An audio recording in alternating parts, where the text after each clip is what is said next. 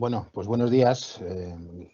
Soy Miguel Ángel Rodríguez, el subdirector de programas de la Fundación de Ayuda contra la Drogadicción de la FAD, y es un honor para mí estar hoy llevando a cabo la ponencia inaugural de esta jornada sobre TIC en Castilla y León, que no puedo iniciar sin, por supuesto, agradecer la amable invitación que nos hizo la Consejería de Educación de la Junta para estar aquí hoy y llevar a cabo no solo esta ponencia inaugural, sino también luego un par de talleres, así que tendremos ocasión de profundizar en algunos temas de los que hoy apuntaré aquí al inicio.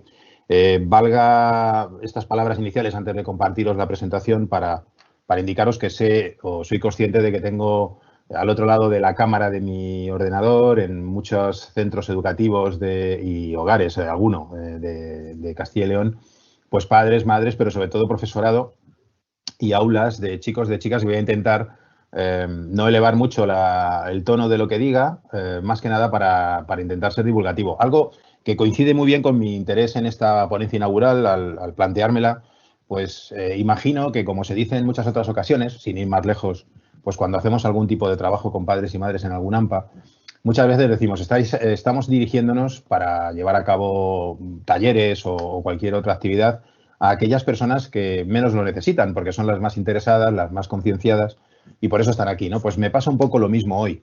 Sé que los que estéis aquí sois el profesorado más concienciado, más interesado, más consciente de la importancia de la alfabetización o de la competencia digital en vuestro alumnado, en vosotras y en vosotros mismos. De la mediática también. Hablaré de digital y mediática, no son lo mismo, pero bueno, las alternaré porque tienen, a mi modo de ver, muchísimos puntos en común. No voy a entrar en disquisiciones de ese tipo teóricas. Y quería deciros que, dado que sé que los que estáis ahí sois los más conscientes de lo que estamos hablando hoy, de la importancia de llevar a cabo esta jornada, de la importancia de educar y de alfabetizar necesariamente, porque nuestro alumnado se desenvuelve, nuestros hijos, nuestras hijas se desenvuelven como nosotros, como nosotras nos desenvolvemos en un entorno digital absolutamente sin posibilidad de que no sea así, y afortunadamente diría yo, porque es lo que nos toca, pues alfabeticemos y eduquemos para la vida desde ese punto de vista, ¿no?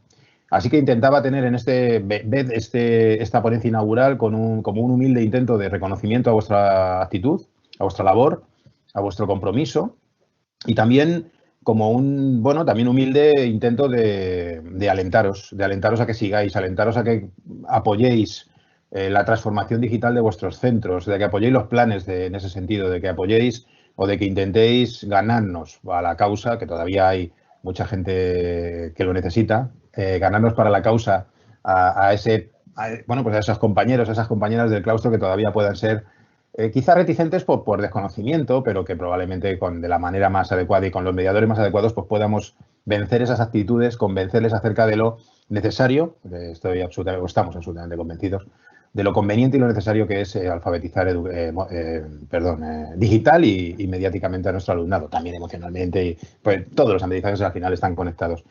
Bien, y con esos humildes intentos de reconocer vuestra labor y de alentaros a continuar en ella, voy a iniciar la presentación.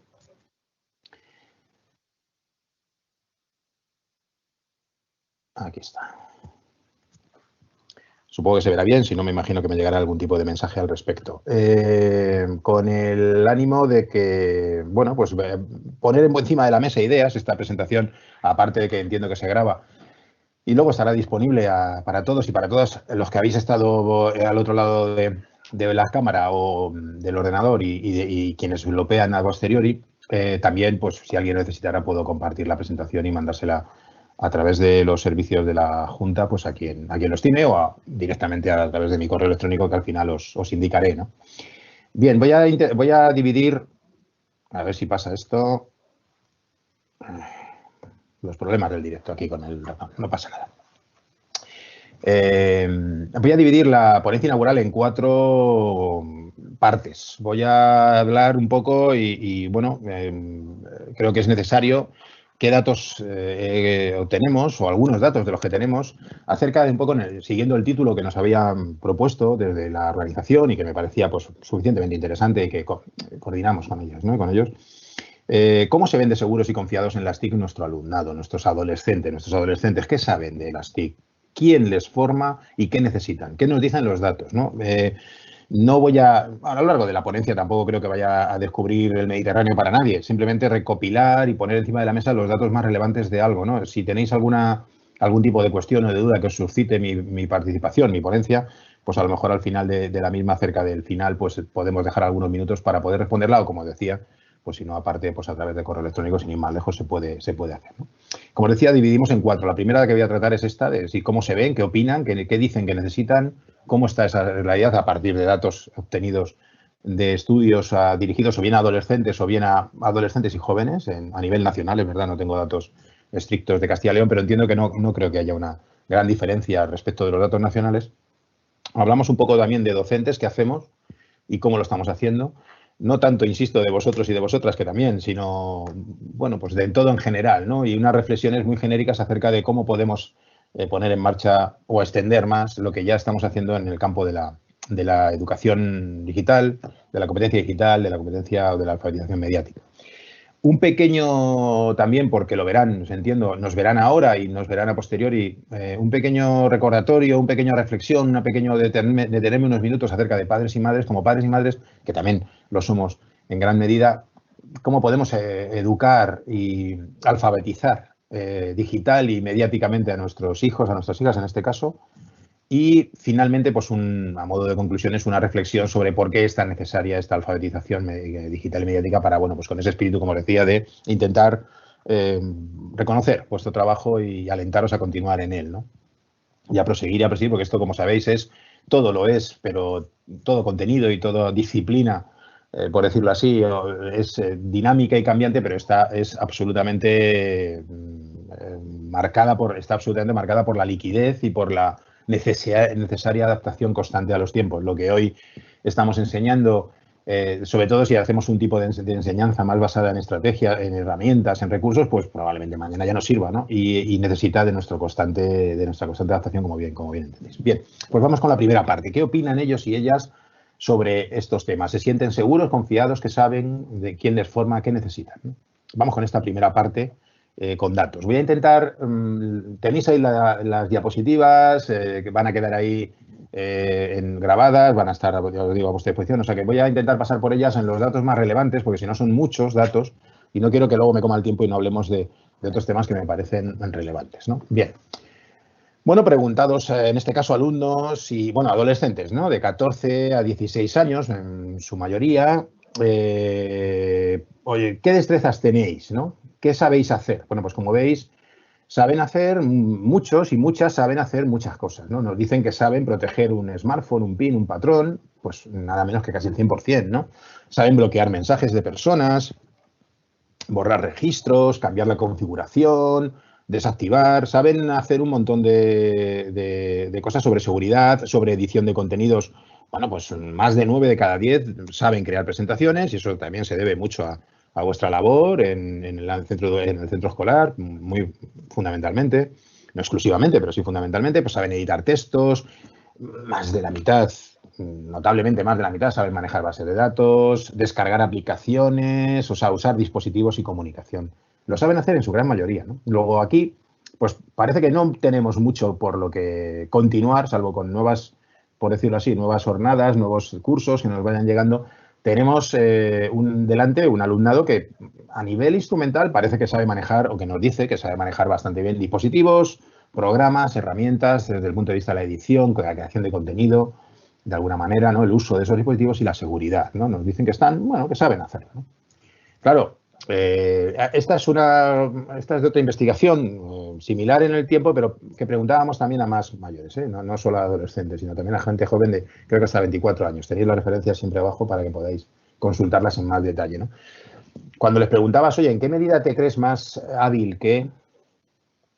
Como veis, en general la tendencia es a que nos sintamos, y ellos se sientan, y ellas, más hábiles que sus amigas, que sus amigos, que la gente de su edad, algo más, ¿no? Y claramente mucho más hábiles que su padre, su madre y que sus profesores y sus profesoras. Pero en general la tendencia es que una importante mayoría se sienten algo más o bastante más o mucho más hábiles en el manejo de tecnologías que las personas que les rodean. Esto también es otro tema, bueno, pues hay que tener en cuenta y que matiza de alguna medida lo que hemos visto antes, ¿no? O sea, se consideran formaros, ¿no? Otra cosa es, ya veremos en qué y cómo y si es verdad bueno, pues esa aparente no necesidad de formarles más, ¿no? En ciertas cuestiones que tienen que ver con la destreza manejando aparatos o manejando, bueno, la tecnología en general, ¿no?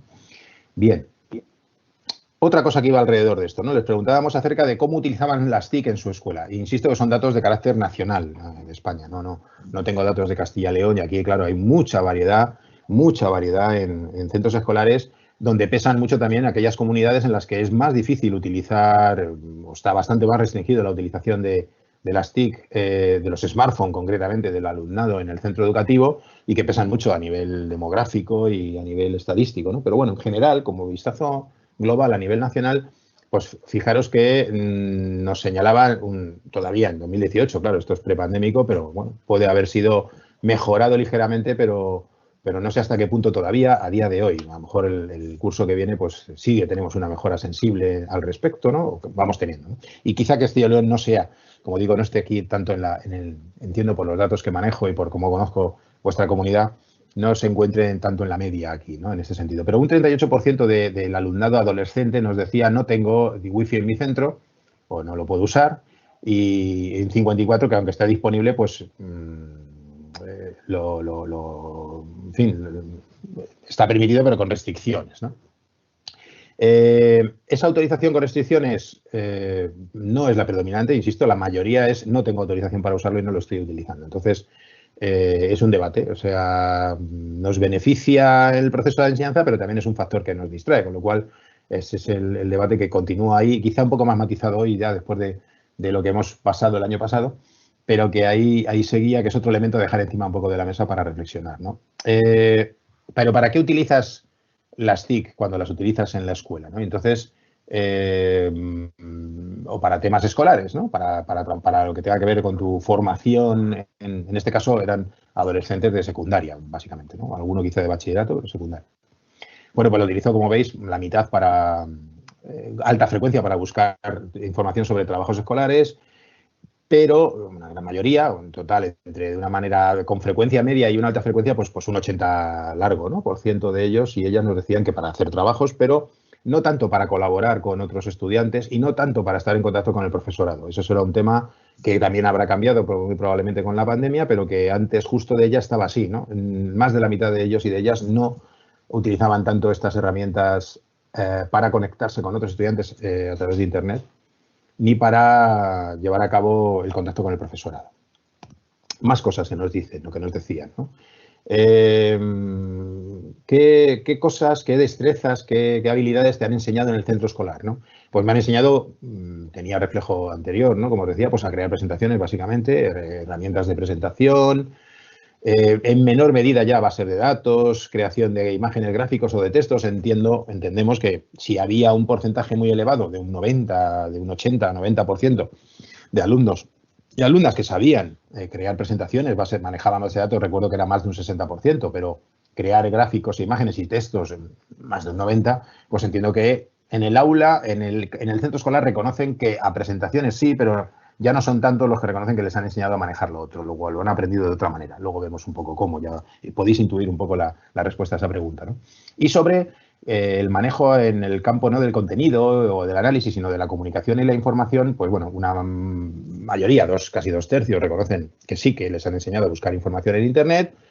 Ya son menos los que no llegan a la mitad, los que les han aprendido en el centro escolar a enviar y recibir mails, y muy poquitos los que han aprendido a cómo comunicarse con otras personas a través de redes sociales. Apenas un 6%. Y aquí vemos un poco a la clave también de algo importante sobre lo que quería hacer énfasis al respecto, ¿no?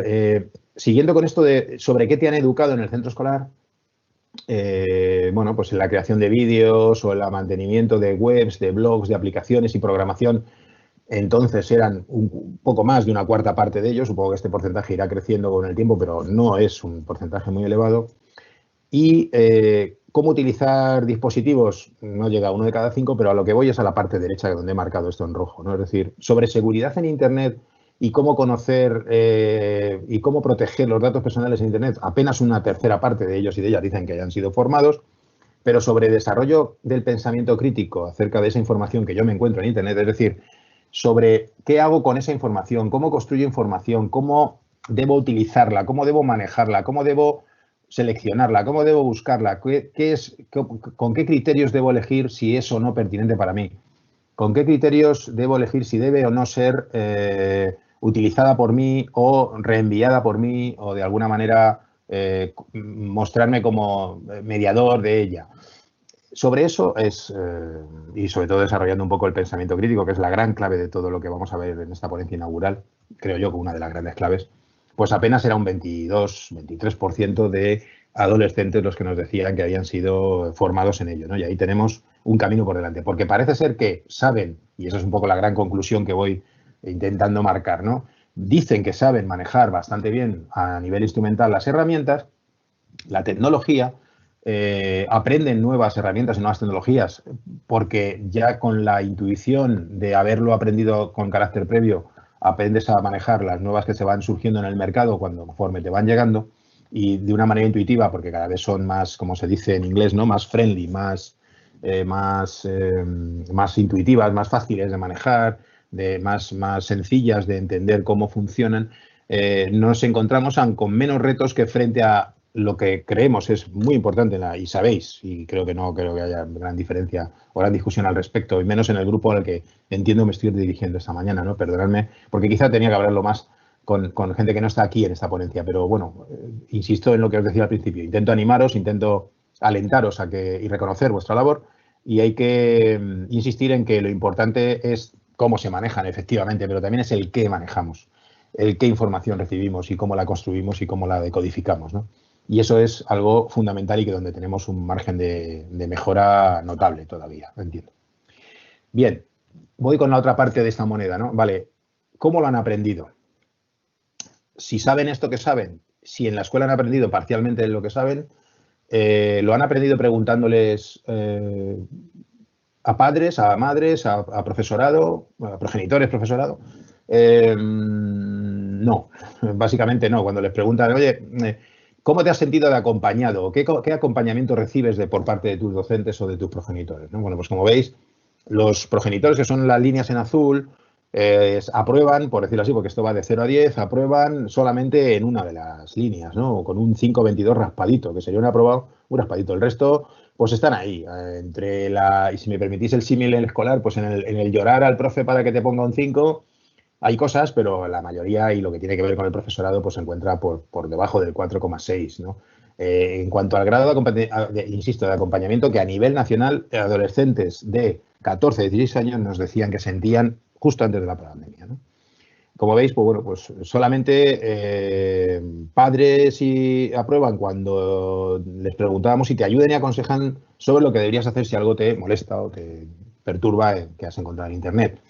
Porque todo lo demás pues se encuentra por debajo. Tenemos en ese sentido mucho margen de mejora para aumentar ese grado de acompañamiento. Entiendo que también padres y madres en gran medida. Y no quiero hacer más sangre, entre comillas, aquí, porque sé que al profesorado al que me dirijo no estaría votado así y probablemente obtendría unas notas muchísimo más altas en este sentido a la hora de preguntar a su alumnado en qué medida estás acompañándoles bueno, en su formación o en su conocimiento y en su manejo de las herramientas y de la tecnología.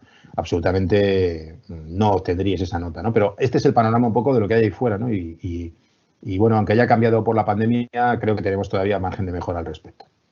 Bien, ¿cómo has aprendido entonces? Si tienes este grado de acompañamiento que valoras tan bajo, tan medio bajo, por decir ser suave, ¿no? Pero bajo, por parte de progenitores y por parte de profesorado, lo que sabéis, chicos y chicas, ¿cómo lo habéis aprendido? Nos decís, porque sé que hay muchos ahí escuchándome, o nos dicen, si miro al profesorado o a padres o madres, pues Google.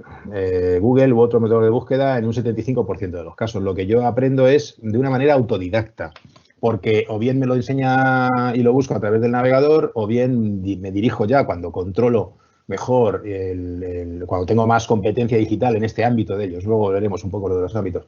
Ya me dirijo a buscar tutoriales especialistas o web especializadas, más de la mitad, imaginaros ahí. Más de la mitad también enciclopedias o otras enciclopedias en línea que enseñan, que aprenden de ahí, ¿no? Y luego un interesante 37%, uno de cada tres, que dice que pregunto a amigos o conocidos, ¿no? O sea, la red social está ahí, porque claro, me siento mucho más habilidoso que mis padres, recordar, ¿no? el dato de antes, que mis profesores y mis profesoras, con lo cual, pues voy a mis amigos ya conocidos, pero voy sobre todo a Internet a buscar, ¿no? Y aprendo pues de manera autodidacta, ¿no? Porque pregunto a familiares 1 de cada 4. Pregunto en mi centro, no llega a 1 de cada 5. Miro libros y documentación, pues eso ya es casi residual, ¿no? Hago cursos, es una formación más heterogénea, no organizada y autodidacta, sin mayor... Bueno, es algo, como os decía al principio, que creo que sabéis, pero que hay que ir poniendo un poco porque este es el otro elemento de la foto de la realidad que nos enfrentaba, a la que nos enfrentamos, la que tenemos enfrente, no porque nos enfrentamos a, como siempre hay desafíos, pero es la foto de lo que tenemos delante, ¿no? Vale, en otra de las investigaciones, estaba por jóvenes, te preguntábamos, bueno, si has tenido alguna vez que pedir ayuda o consejo, ¿a quién que no has podido resolver por ti, ¿no? Por ti misma, por ti mismo, ¿a quién? 43% nos decía que les había pasado, ¿y a quién se lo pediste? Pues como veis, aquí hay gente un poquito más mayor, ¿eh? Pero también, bueno, pues amigos, amigas, un 78%, y padres un 30%, profesorado un 10%.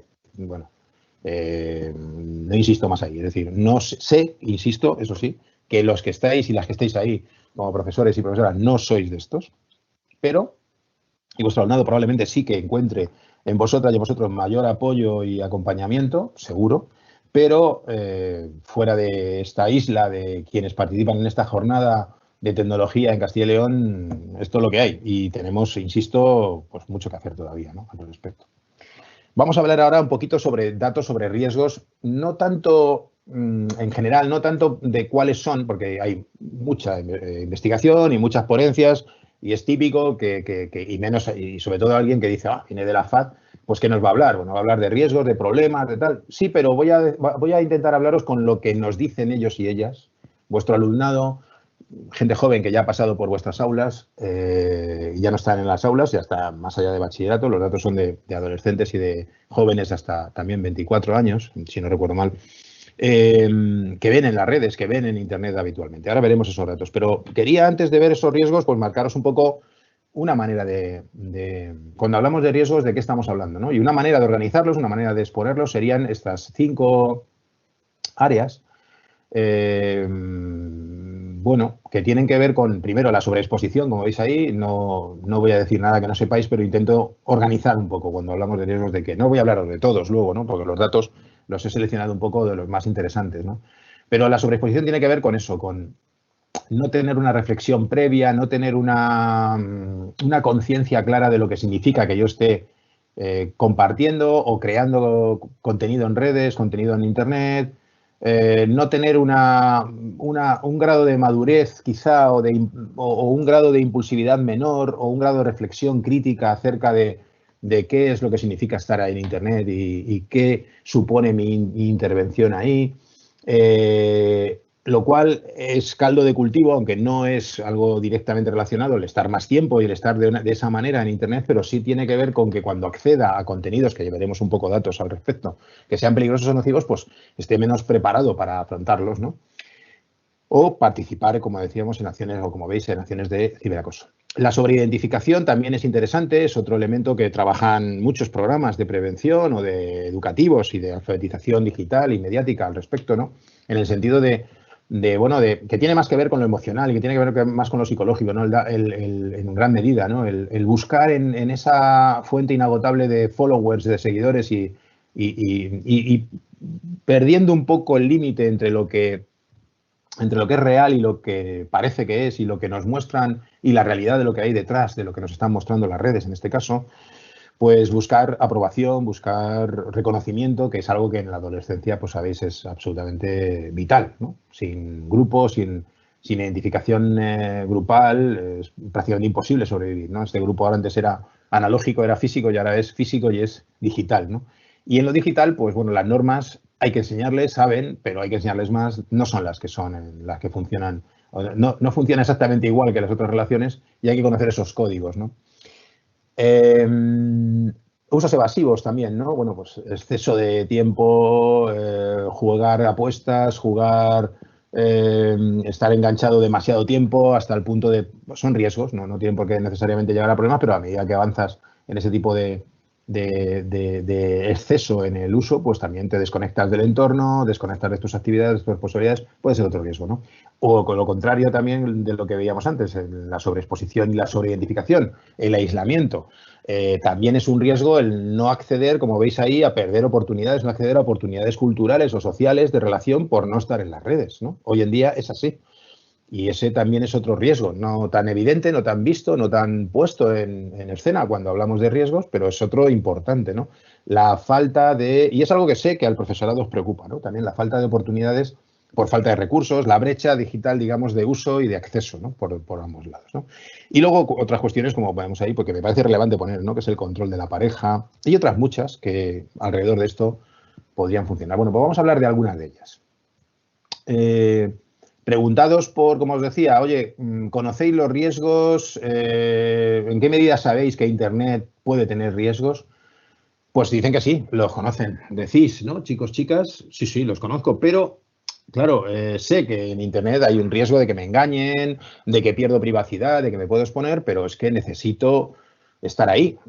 Tengo que ser visto, tengo que definirme, soy yo, quiero que me vean, quiero que me reconozcan como me veo en redes, y esa tensión es constante. Sé que hay riesgos, pero he de estar ahí, me gusta estar ahí, disfruto estando ahí, necesito estar ahí y tengo que, bueno, pues asumirlos. No hay otro, pero sí que existen, ¿no? Fijaros que más de la mitad de los entrevistados de jóvenes, adolescentes y jóvenes aquí, a nivel nacional también, nos dicen que están de acuerdo de manera muy elevada, entre 7 y 10, siendo la escala de 0 a 10, estar totalmente de acuerdo sería 10, estar nada totalmente en desacuerdo, nada de acuerdo sería 0. Bueno, pues están muy de acuerdo en cuestiones como que en las redes, una mayoría, en las redes te engañan muchas veces, o sea, lo saben. En las redes resulta inevitable que personas desconocidas sepan cosas de ti, es que es inevitable. Bueno, con el uso de la tecnología haces nuevos amigos, cosas positivas también, ¿no? En las redes sociales te arriesgas a que te hagan mucho daño, pues casi la mitad creen que están muy de acuerdo en esto, ¿no? Te arriesgas, bueno. Con el uso de la tecnología, sin embargo, pues te relacionas más con tus amigos de siempre, bien. Te vuelves más perezoso, te sientes más controlado. Bueno, también te desperdicias más tu tiempo en porcentajes que se sitúan cerca de la mitad de los entrevistados con un acuerdo alto, ¿eh? O sea que yo creo que en principio podríamos decir que los riesgos son conocidos, ¿no? Pero hay que estar ahí, no podemos, hay que intentar jugar con ellos, hay que intentar minimizarlos, hay que intentar, claro, y ahí vuelvo un poco a lo que decíamos antes, ¿y quién les enseña esto, no? ¿Quién les enseña a moverse con criterio y a moverse con pensamiento crítico al respecto? Ahí tenemos la clave, tenemos que trabajar, ¿no? Bien, un riesgo concreto, ¿no? Bueno, varios tipos de riesgo concreto, el acoso, ¿no? Pues fijaros que prácticamente el 70% piensa o cree, y esto, bueno, desde sociología decimos si las cosas no son como son, sino como la gente cree que son. Bueno, pues más del 70% de los entrevistados entiende que los riesgos o sea, que el acoso de todo tipo, acoso de adultos a menores, acoso entre compañeros, etcétera, es mucho más frecuente de lo que se dice. Perciben, como veis ahí, y tenemos datos para comparar más o menos entre el año 2015 y 2018, que hicimos dos investigaciones al respecto, que crecen, en el año 18 crecían hasta un 70%, como digo, los que piensan esto es mucho más frecuente de lo que se dice, ¿no?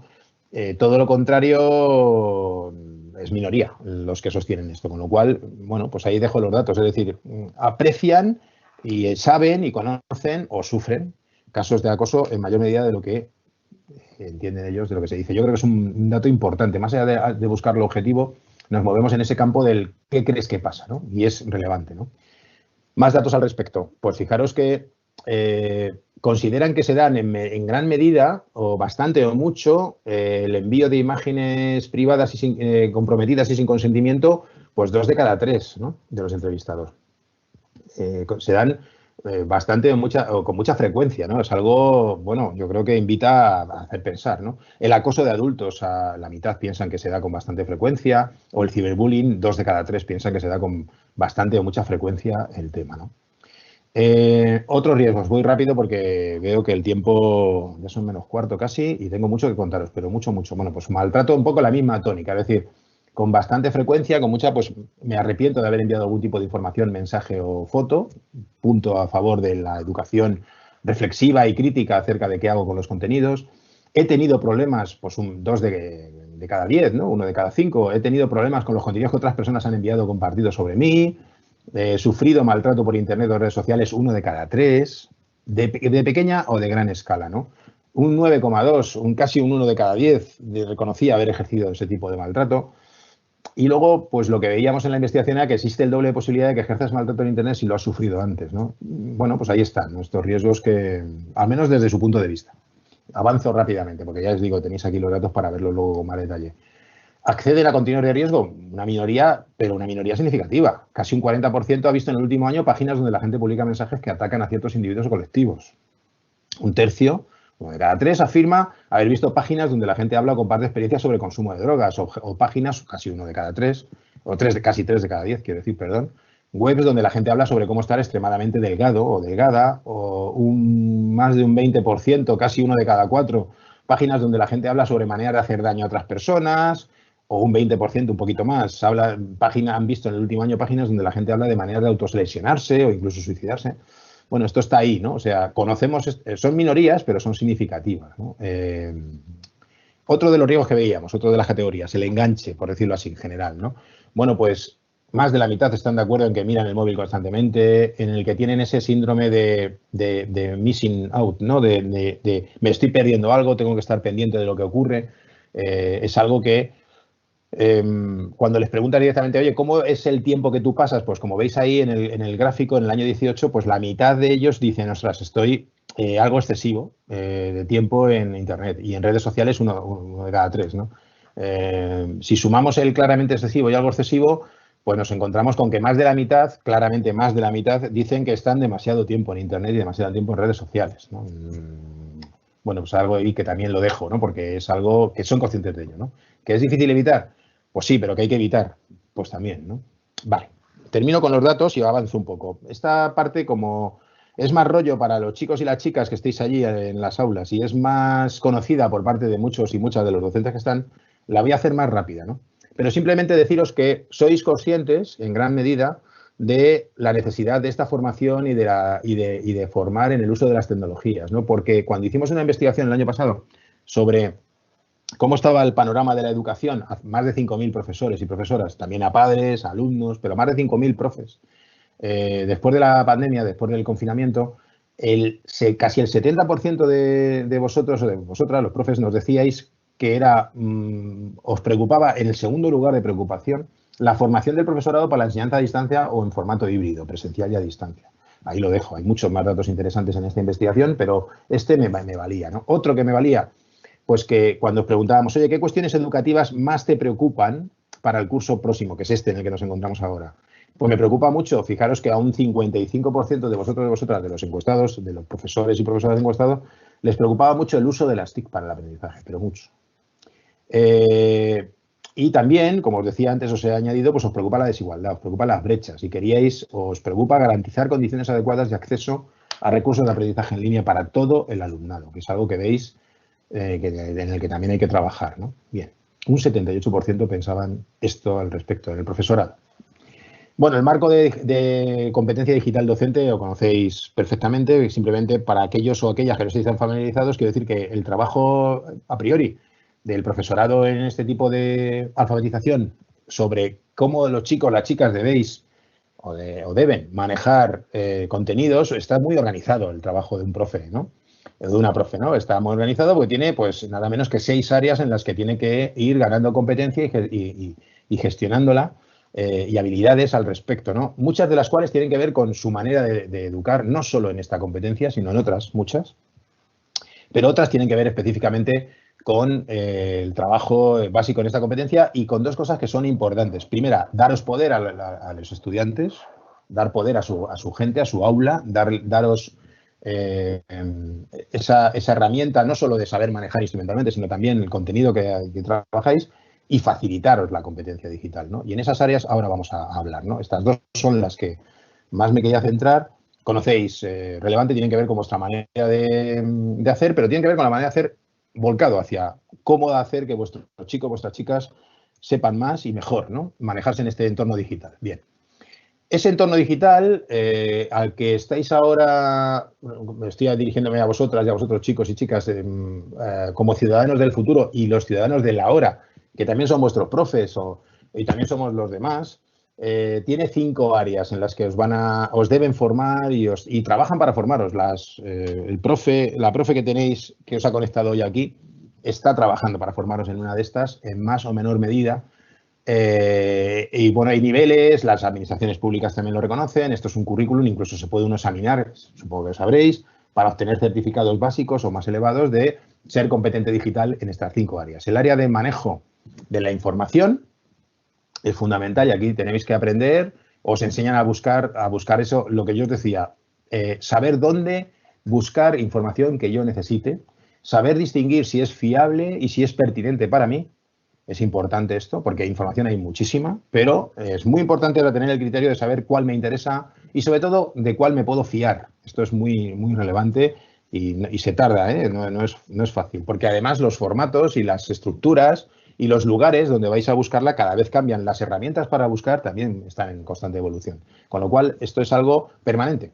Pero es importante, la competencia digital se adquiere aquí, ¿no? En este área de información y alfabetización digital y mediática. Y luego también saber cómo organizarla. Tengo toda esa información y tengo que saber cuáles me interesa, de cuál me fío y cómo la organizo. ¿Dónde la pongo? ¿Cómo la tengo acceso a ella a posteriori o cómo la puedo luego también compartir, ¿no? Bien. Otro área era, y voy rápido en esto, la comunicación y la colaboración online.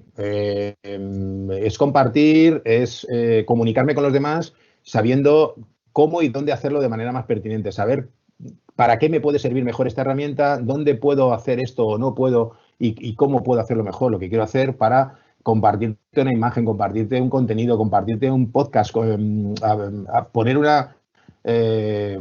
cualquier tipo de recurso o de información. Y también importante conocer lo que decíamos antes, ¿no? Las normas de comportamiento en entornos. ¿Qué significa?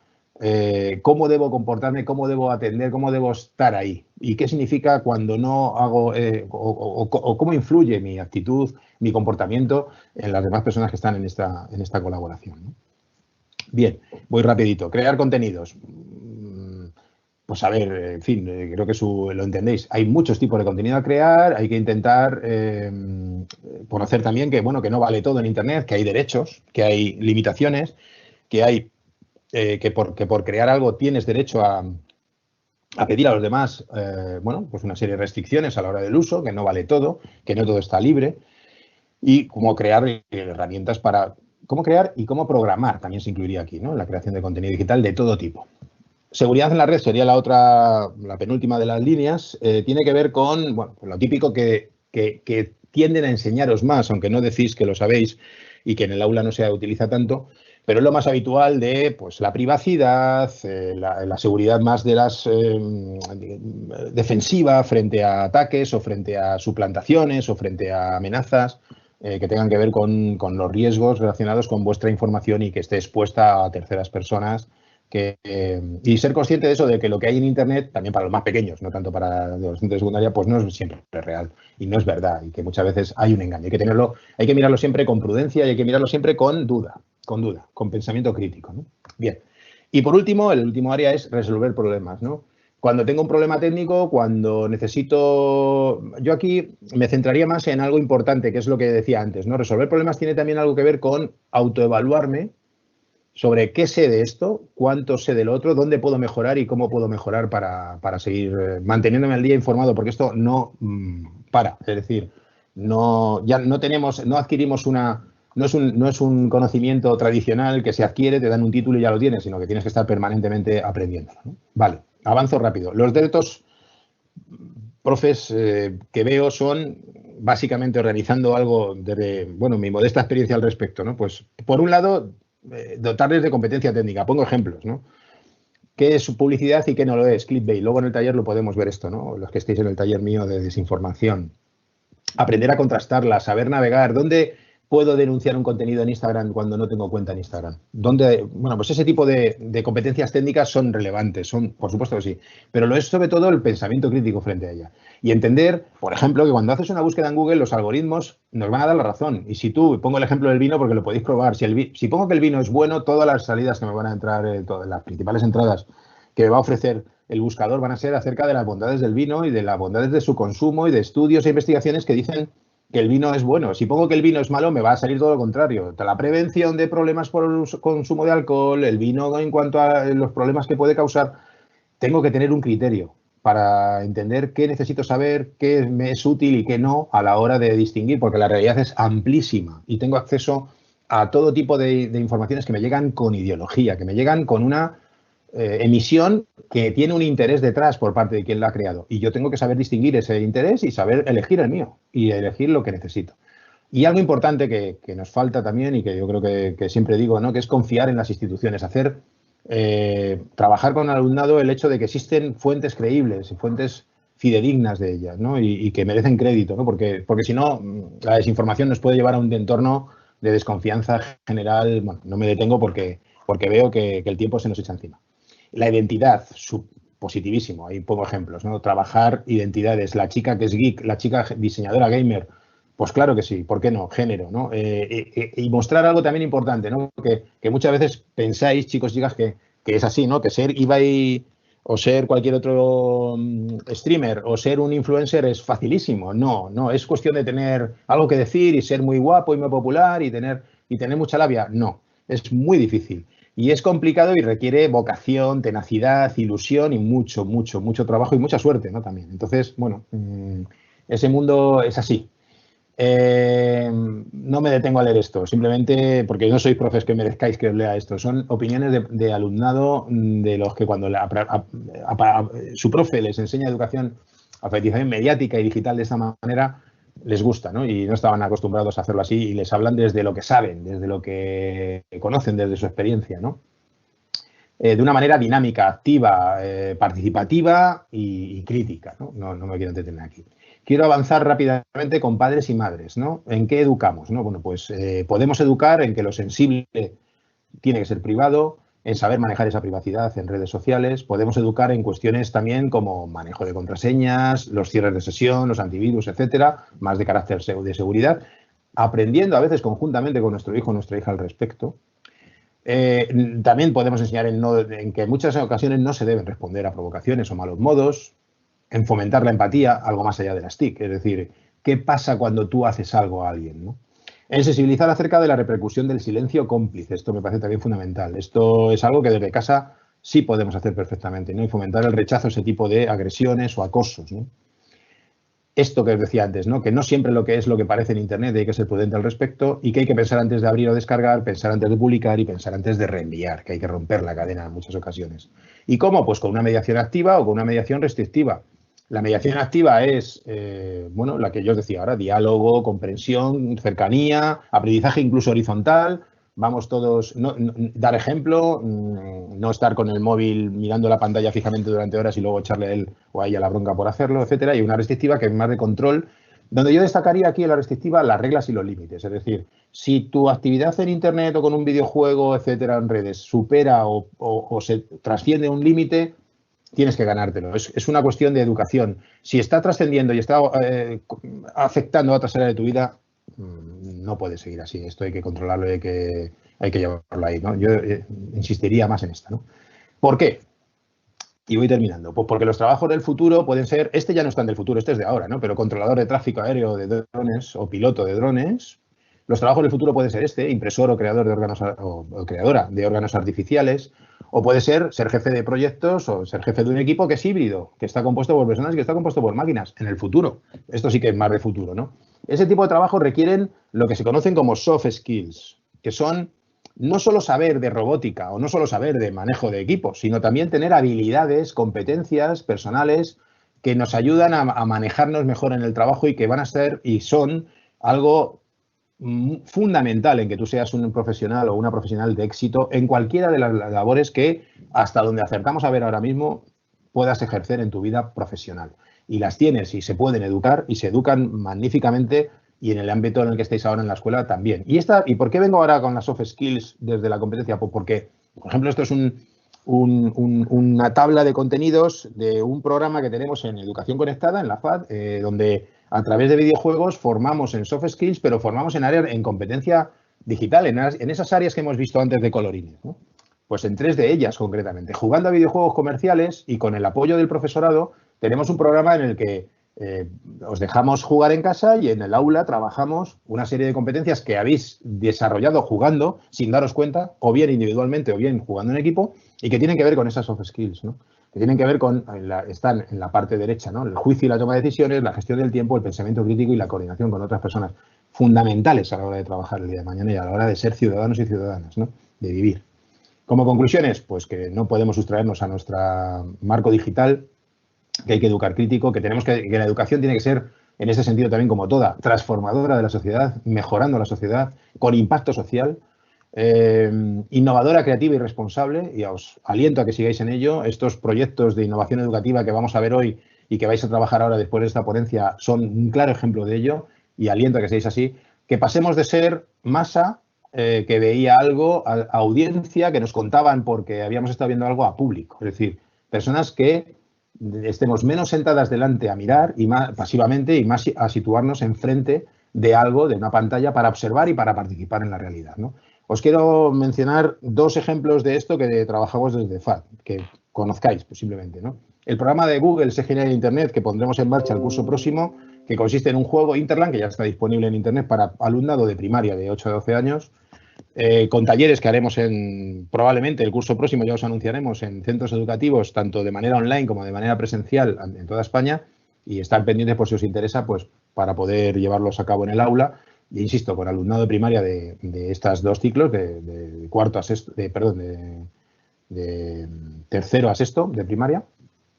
Y la app, el juego No More Haters para discurso de odio, del que veremos luego un poquito en el taller, que es una web app, es un juego para que la descarguéis y os sensibilicéis sobre el discurso de odio y cómo detectarlo, pero también tiene una guía didáctica para utilizar en el aula. Ahí tenéis la página web de descarga de este programa, y el que ya conocéis, que hemos trabajado en Castilla y León mucho, que es Eraser, que es un programa dirigido a una formación calificada, un juego dirigido para trabajar sobre desinformación, de una manera o bien a través del profe o bien a través de manera individual.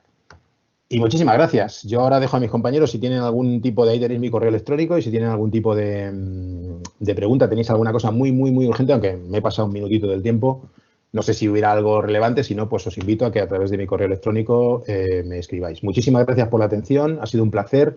Perdonad por la rapidez, pero tenía mucho que contar y se me ha echado un pelín el tiempo encima. Muchísimas gracias y mucho ánimo.